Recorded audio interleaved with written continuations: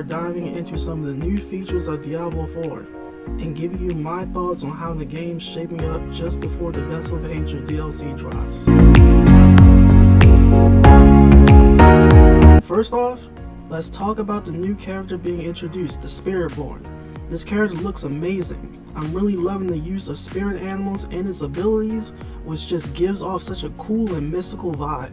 From what we've seen so far, it looks like Spiritborn is going to be able to deal some serious damage, and I can't wait to see it in action. The combination of summoning spirit animals and dealing damage seems like it'll bring a fresh playstyle to the game. But of course, my main build will always be Rogue. I've been a fan of the Rogue or Assassin class since I was a kid. There's just something about that stealthy, fast, deadly playstyle that I've always loved.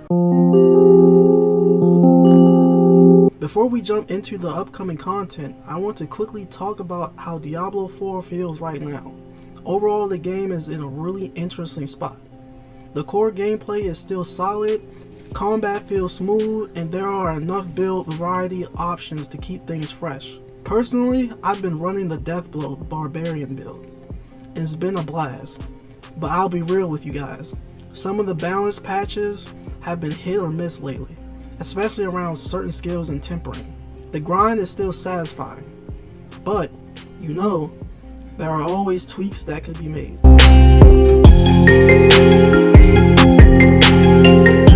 One of the big changes coming to Diablo is the overhaul to the upgrading materials. We are going to see a shift to using only Obscurite, while Neath Iron and the other rare material are getting phased out.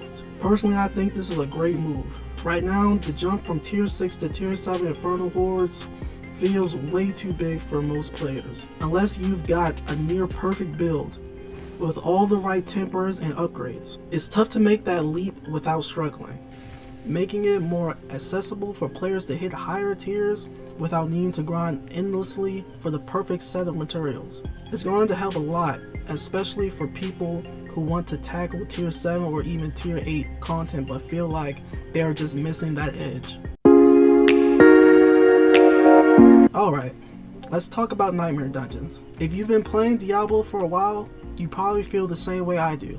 Nightmare Dungeons don't really have much replayability right now. The only reason to run them is to upgrade your glyphs, and once you've hit level 21, they become kind of pointless. I've checked around the community, and a lot of players agree that Nightmare Dungeons are boring. Once you've maxed out your glyphs, you are basically just running through them, speedrunning to the end, with no real reason to engage with the content after that. That's why I'm really glad that with the Vessel of Hatred DLC, they are making Nightmare Dungeons more meaningful. Now, when you complete them, you'll be rewarded with Masterwork and materials, which is a huge incentive to actually going through and clear out the enemies. Instead of just rushing to the end, you'll want to take your time and fully engage with the dungeon, because those enemies will drop materials that are crucial for masterworking your gear. But that's not all. I am so excited that they are letting us upgrade glyphs all the way to level 100.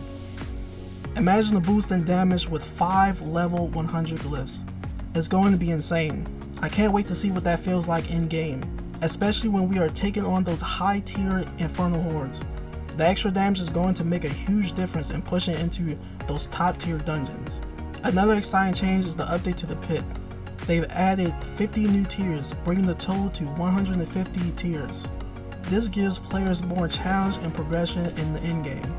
Not only that, but if you clear a tier quickly, you can now unlock up to 5 bonus tiers, which adds more rewards for efficient play.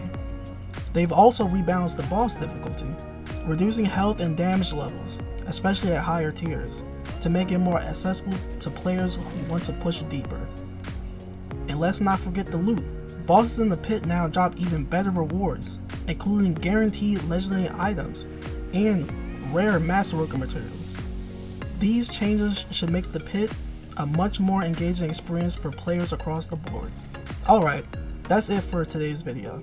I'll be keeping an eye on all the news as we get closer to the DLC launch. If you enjoyed the video, don't forget to drop a like, subscribe, and hit that bell so you don't miss out on future content. Until next time, This is JVEX, signing off.